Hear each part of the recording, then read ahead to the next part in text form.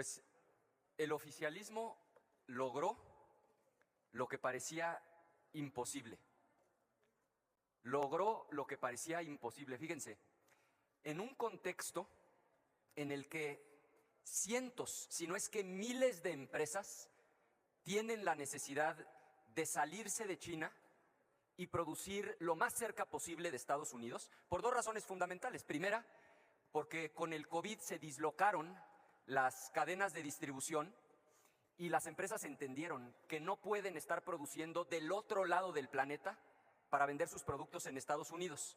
Y la segunda razón, porque la guerra arancelaria con China no es una amenaza como en el caso de México, es una realidad.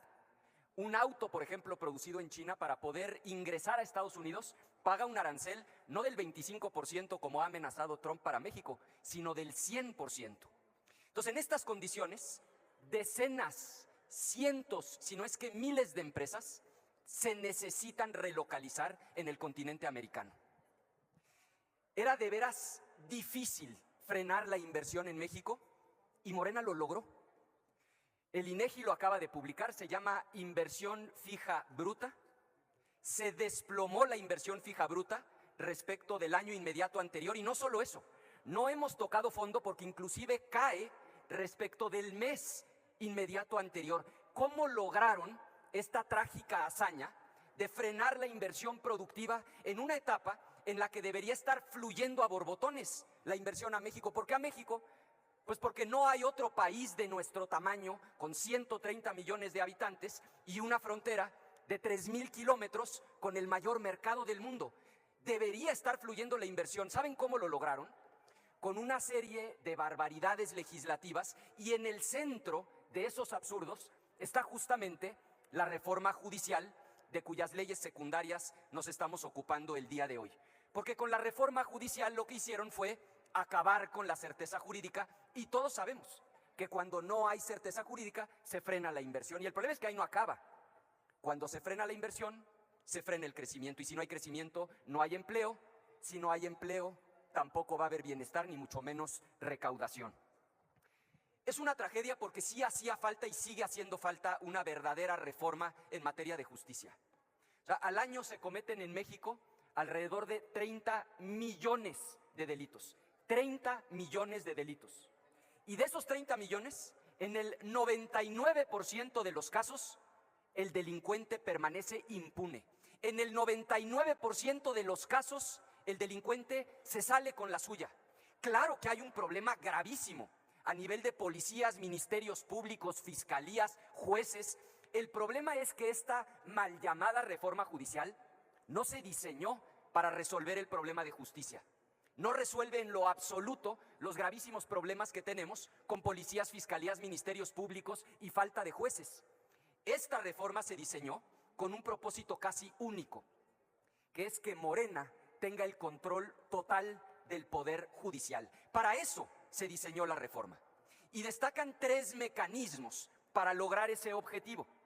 El primer mecanismo es que el oficialismo tiene el control de quién aparece en las boletas. En Cuba también hay elecciones y desde 1959 siempre gana el Partido Comunista. ¿Cómo le hacen para ganar siempre? Tienen el control de quién aparece en las boletas electorales. Quien controla, quién puede aparecer en la boleta electoral, controla el resultado de la elección. Ustedes prometieron que cuando se eligiera el comité de evaluación, nos iban a demostrar que ese comité sería un verdadero filtro para buscar a los mejores perfiles, que sería un comité técnico, alejado de cualquier actividad política. Pero vean nada más el comité que votaron. Son las y los incondicionales de ustedes, gente directamente ligada a Morena, que va a tener el control de quién aparece en las boletas electorales. Segundo mecanismo de control: ¿qué pasa si se les llega a colar alguno por ahí? ¿Qué pasa si se equivoca el comité de evaluación y resulta por ahí una jueza o un juez que sea verdaderamente independiente? Pues tienen el Tribunal de la Santa Inquisición, que se llama Tribunal de Disciplina Judicial. A 5 personas les están entregando un poder que jamás en la historia había tenido un órgano en México. 5 personas que van a poder destituir a cualquier juez como instancia única, porque ellos 5 son en un grupito la primera instancia y en pleno la segunda instancia. Esas 5 personas, al juez que se les pegue la gana, lo pueden destituir y no hay otra persona, otro órgano del Estado al que puedan acudir.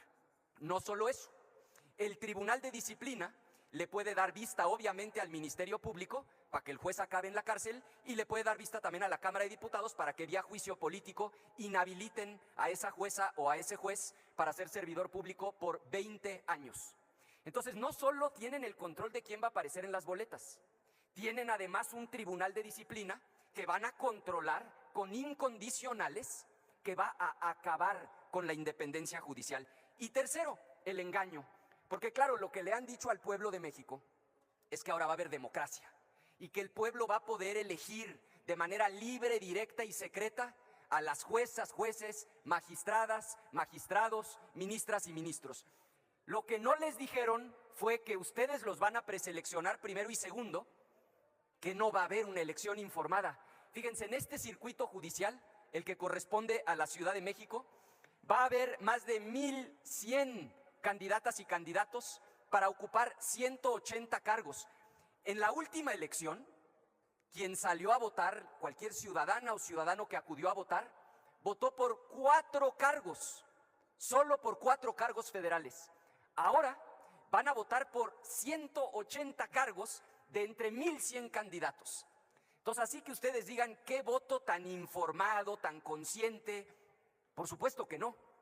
Y claro, les van a dar tiempo aire para que puedan hacer campaña en radio y televisión. El problema es que son tantas candidatas y candidatos que les va a tocar la extraordinaria cantidad de tiempo aire de 2.5 segundos por candidata y candidato.